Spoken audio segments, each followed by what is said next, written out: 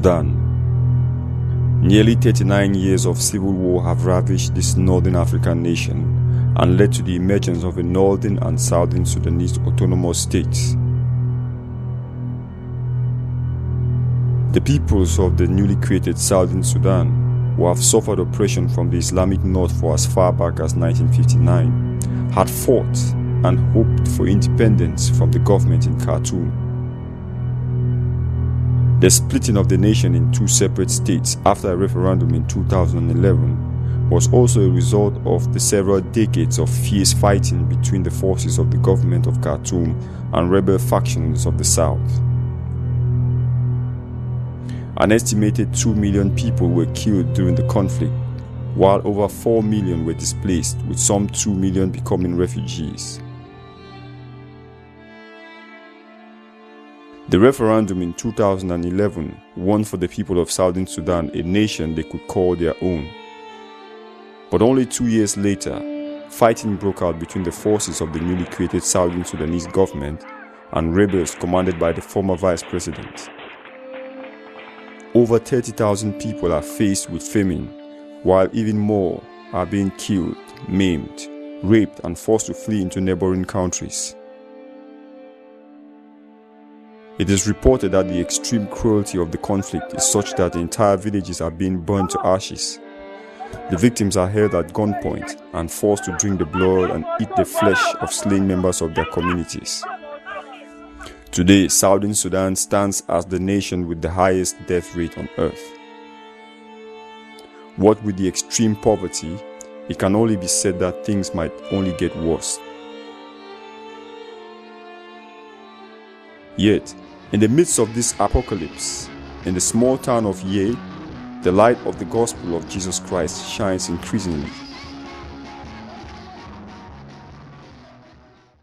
A small group of missionaries from Christian Missionary Fellowship International, the missionary sending movement based in Cameroon, are actively planting churches and reaching out to the unreached in this war-torn country. Martin and Esther Chiyingi are CMFI's first missionary couple to Southern Sudan. The couple arrived in 2003 and began the church in Ye. Martin gave his life to the Lord Jesus in 1999 and became a member of the CMFI Outreach Center in Uganda, his nation of origin. He was discipled by the Cameroonian pastor Michael Nyisome, CMFI's missionary to Uganda. He used to come to the school frequently, giving me some what to read, visiting me, and this encouraged me so much. It is quite different from other religions, whereby you just struggle on your own to see where you can fit. But he helped me a lot and started discipling me, teaching me to pray, teaching me how to read my Bible. I was taught how to meditate, and then there are some Christian literature books which he gave me. Even like the point of baptism. When to reach the point of baptism, he just gave me a book, The Way of Obedience. I read it, and then I was so convicted based on what I read, and I told him I want to be baptized. And then they took me, I was baptized, and I started picking up from there. Martin came to a critical turning point in his Christian life when he met CMFI's founding leader, Professor Zacharias Tane Fomu, in the year 2000. When I heard about that he's coming, I was so excited. I want to see this man whom they are talking about. So I went for the meeting. We stayed there for some days. But as I said that, I was touched by his teaching. One and foremost, he was teaching his life. It was not just a matter of any teaching, just get from the Bible and then you just pump it to the people. It was a person who was teaching his life. And then when he was talking, I say a person was giving his all. So at that time he spoke a statement which touched my heart, whereby he said that Christianity is not for jokers. I was preaching the gospel. He said Christianity is not for jokers. He spoke it for around 3 to 4 times. Then I said, so which means that where I am, people are not joking. I was thinking about it just Christianity. But when he said it's not for jokers, I said, which means I've come to a place where people are not joking with their God. In 2002, the burden to go as a missionary was born in his heart. Yeah, well, there was a time when Brazak, I think it was in Uganda still, when he was talking about missionaries, and then was saying that Uganda must produce missionaries to South Sudan. I think he was talking to Pastor Michael Nishome. They must send missionaries to South Sudan. Okay, even as we are talking with our friends, each one saying, "Yeah, you'll be a missionary to Djibouti, you'll be a missionary to this place." Anyone will go to any place where God has called him to go. So when it came out, then one time I was being discipled by Pastor Mike.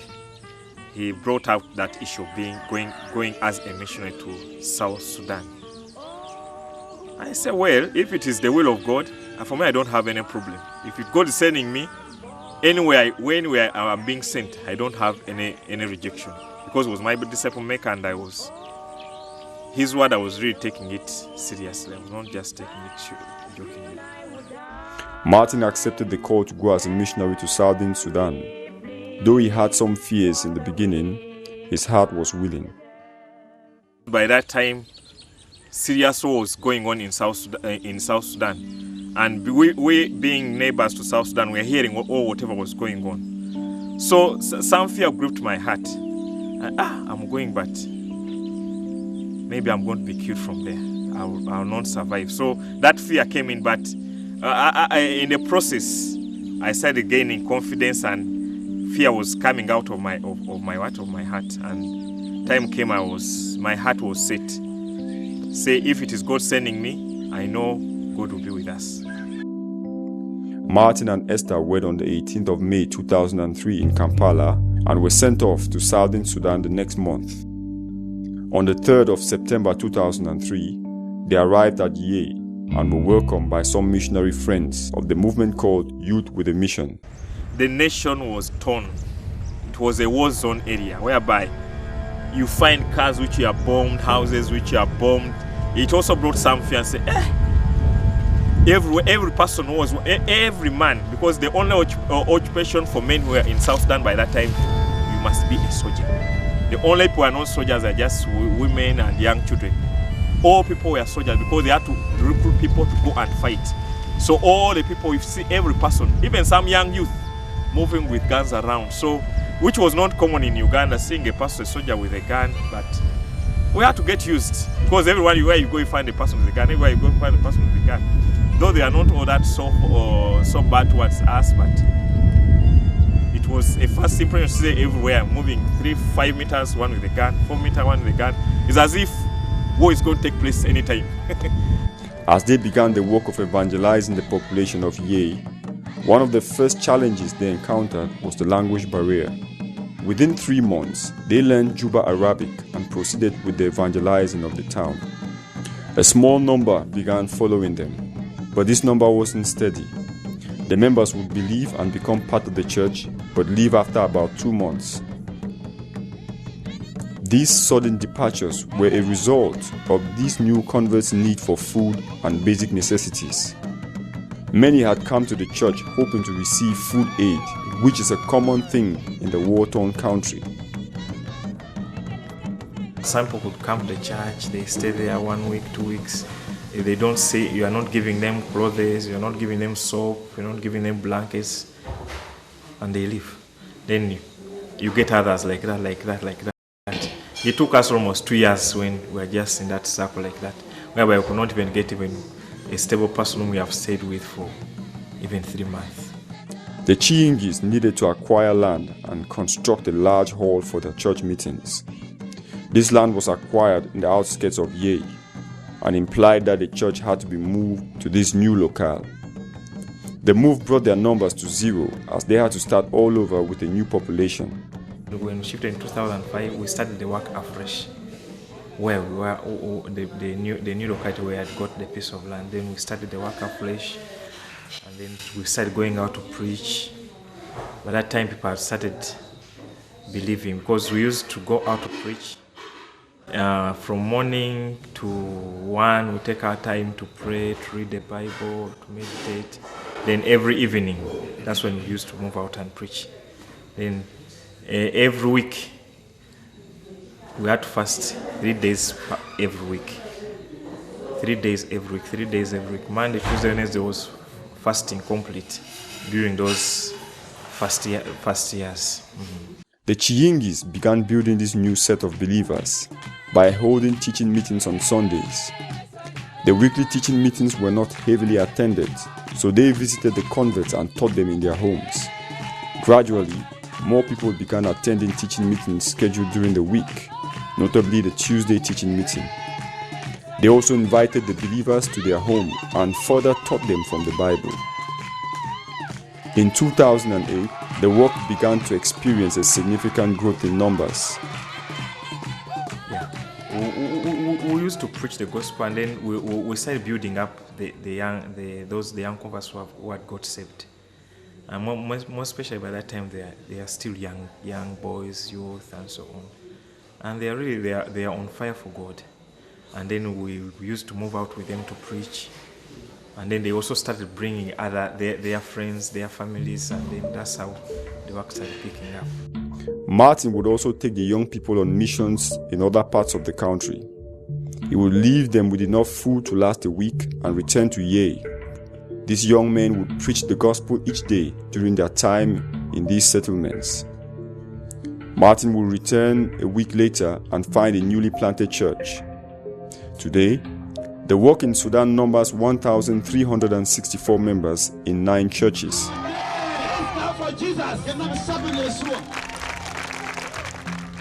There are 13 churches, but because of the war, some 4 churches, they are cleared. People ran away from the places where fighting was taking place. Some structures were burned. Some people migrated from those places. So in 4 localities, we lost them totally. Though surrounded by these setbacks, the work in Sudan continues growing. The church acquired a bus and a truck for evangelism and development projects. Before he bought the truck, the first means of transport we were using were bicycles. I first bought my bicycle, and then I bought for my wife a bicycle to ease transportation in moving different localities and so on. Then later on, 2009, I bought the motorcycle. And then after I think 1 year or 2 years, when the school had started progressing, we got some money from the school, and I also challenged the brethren that we want to buy a car for the ministry to help us in expanding, going to other places, because some places were still very far. Then you want to go with around 10 people or 11, you could not put them on one motorcycle. So we got some money from the school, and then I challenged the brethren. They contributed according to what they had. We could not force them to bring what they could not provide. So I got the money, then we bought the van and wrote on it Christian Missionary Fellowship, South Sudan. So it has helped us a lot, more especially in church planting, because different places. We could have a church in Mugo, 15 miles, Jombo, 23 miles, Morobo, 34 miles. So moving those distances with a good number of people, it helps us a lot. So we take around 15, 16 people. We go in the morning, we go and evangelize, we come back late in the evening. So it has helped us a lot. And then there was a need for the truck. There was a need for the truck because as the school was growing and then construction was we are constructing, we needed a truck because the transportation of material was so costly. It was so costly, whereby the money you spend on transporting materials, it is so high compared to the money you use on buying the materials. So we looked into it and say we are wasting a lot of money. So we had to gather all resources which are available, and then I bought a truck. So in building, the truck goes to work, and then you tell the driver, when you're coming back in the evening, come back with sand, come back with cement. So it was very easy to raise up those buildings. I was not having a very big burden because the truck was making money and then brings in and then raise those buildings. A CMFI nursery school had already been built in 2008. That's the same time when the number was picking up still. It was 2008. Our daughter Joy had reached the age of going to school. And then there was no school in that locality at all. The school was very far, and taking the child a far distance was too much. Then we sat down and said, now what are you going to do? Then we shared with Pastor Michael Nishome, and then Pastor Michael Nishome, he said, okay, he's going to contact Brother Zach about our thought of starting a school. Then when Pastor Mike shared it with Brother Zach gave us a go-ahead. So we started. Okay, there was nothing there because just the structure where the church was. We just informed the members of the church that we are going to start a nursery school. If you have any child who is the age of school, we are going to start. Being a teacher by profession, I started sorting out some things, got some few books, some chalk, and then we announced in the church. We told the members of the church to mobilize those who have their children. The first time I think they came I think they were 9 or 12 with our daughter. So the people were teaching were 2 of us, me and my wife. I became the headmaster, and then my wife was a teacher. So that's how we started. So people were seeing their children are coming, children are studying. We are emphasizing English because English was nowhere to be taught anywhere. And then the schools which were there, they're just teaching their local language. So that's how it started picking up. A child goes back, speaks some 2 words of English. They say, these people are doing good work. Then the number started increasing year after year, year after year, after year, year after year. Then we got the staffs. I had to pull out in the teaching. And then my wife, she's a medical doctor by profession. Though by that time she had to teach because she was not practicing anywhere. So that's how it started, and it started picking up like that. We started from nursery. Every year we are adding on one class. Now it had reached to primary. It is now on primary 8. It's now a complete school with around 1,400 students.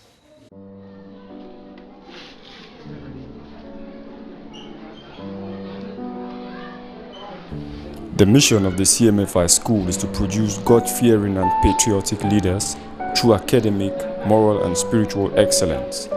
It is such men who become national assets and bring about moral and economic transformation.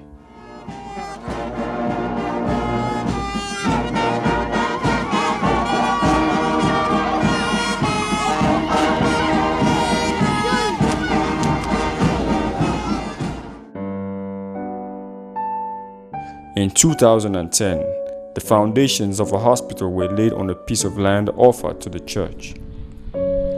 With financial support from some of the brethren back at the base in Cameroon, Martin and his team raised the walls of the hospital. When we raised the building, so another challenge was to get the drugs. Good enough, the school had started picking up, and then we could get some money from the school, and then put it in the clinic, buy some drugs. It took some time for it to pick up. People are not used.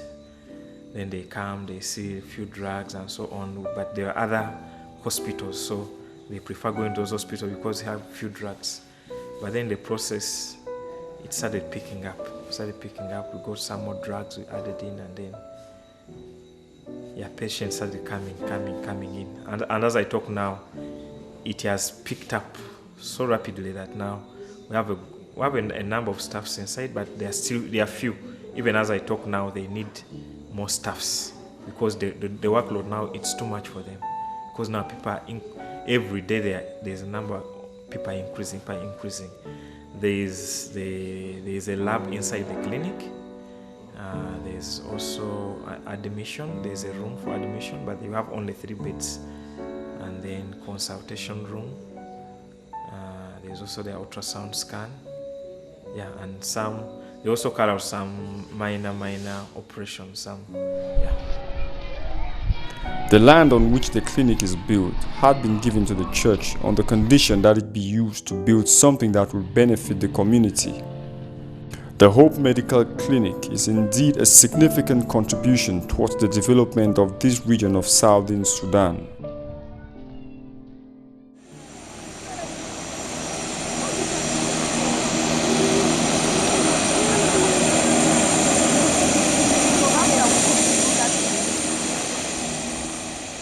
The work in Southern Sudan has been greatly strengthened by several visiting ministers of CMFI.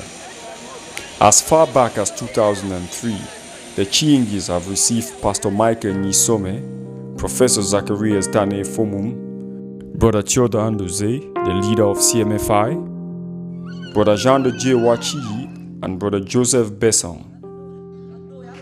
These ministers came to teach and strengthen the saints.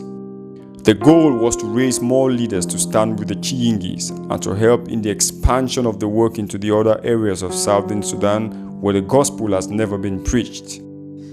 This training, they have really helped us a lot, more especially to strengthen the youth in their faith and then to stand with us, to own the work, that the work is ours, not just to leave it us with the missionaries.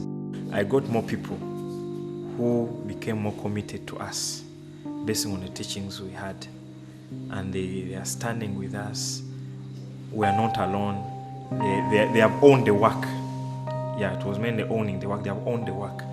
We don't have too much work a lot of effort to put in because there are many people surrounding us now.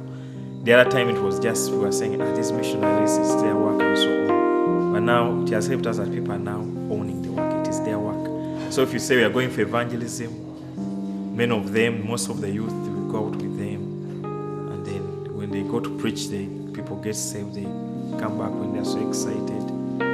The leadership training courses have not only added new men into the work, but have also expanded the horizons for the development of Southern Sudan.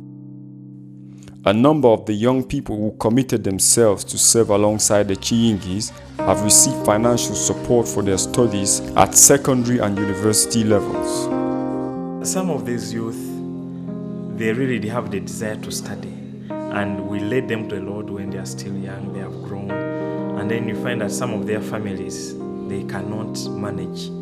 Like one of the brothers whom we have sent to Makerere University is doing medicine. He did very well in O-level, so we had to help him to give him some money to add on what he had, and then he passed very well. So when he passed very well, he was admitted from Makerere University, and then there was no money. So we said, now we have to pay the price to sponsor these students to go for further studies. I know when he finishes, they are going to be our co-workers. So he's now in the university. In the next 3 to 4 years, he will finish. There's also another one who is doing electrical engineering, who's also in Uganda, one of the universities in Uganda. We believe that in the future, these are going to be the future co-workers, but we must invest in them. We must produce them. God indeed has been faithful to the Chiingis and their team of co-workers. They've made use of what they found in the environment. Much of the construction work was done with the use of locally made bricks. So for the first time, like the church, we made a permanent roof and then we put poles. So with the course of time, we made bricks, and then we removed the poles, and then we raised the wall. And it is now, the church is now complete. We have made a permanent wall, but before there are poles.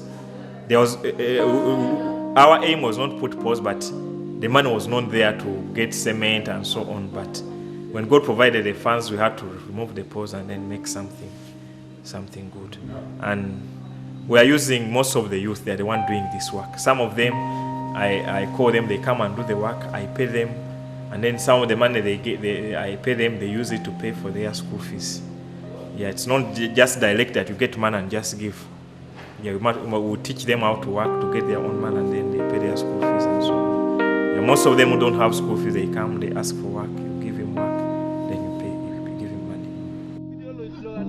Finally, it is a matter of the men that God gives who can do something and who are committed. There is scope for great work in Southern Sudan. Vast areas still remain unevangelized. Doors are being opened for the unsaved to hear the gospel. The capital city of Juba now has a missionary couple trained in CMFI School of Knowing and Serving God and sent to stand with the saints of Southern Sudan. However, more hands are needed in this vast mission field. One of the major challenges of the clinic is the shortage of medical personnel to handle the increasing number of patients who turn up each day. The clinic is currently run by a staff of 3. There is a need for long and short-term as well as permanent missionary doctors and other members of the medical field. The Hope Medical Clinic is modestly equipped with an ultrasound scanner, a microscope, and a recently acquired refrigerator for the storage of drugs. Powering this equipment is still challenging. 3 solar panels attached to the front section of the clinic's roof supply some amount of power for the devices of lower energy consumption, such as the microscope and the light bulbs. A generator that runs on petrol is used for the refrigerator and the ultrasound scanner. The clinic will need a greater number of solar panels in order to boost the energy supply for heavier devices that are presently there and for those that will be acquired in the future as the clinic expands. This expansion is a must. 3 beds are largely insufficient for the increasing number of patients that need critical medical attention on a daily basis.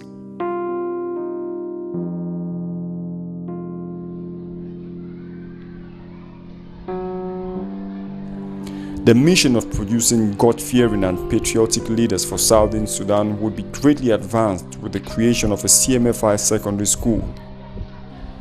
One of the goals of the primary school is to expand to contain a secondary sector where vocational training programs in domains like computer maintenance and networking will be offered. There is a great need for short-term, long-term and permanent missionary teachers for the existing primary and nursery school.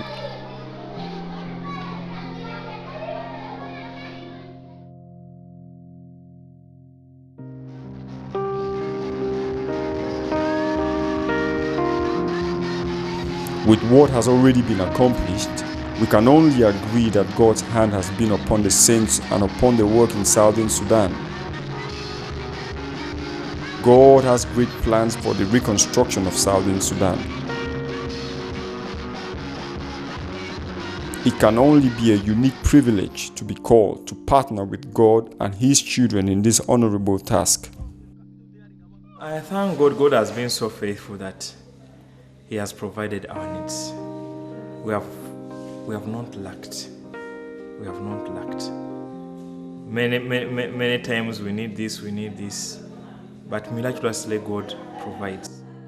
And then it has helped us to press on and to have faith in God and then to press on the work which God has given us in South Sudan.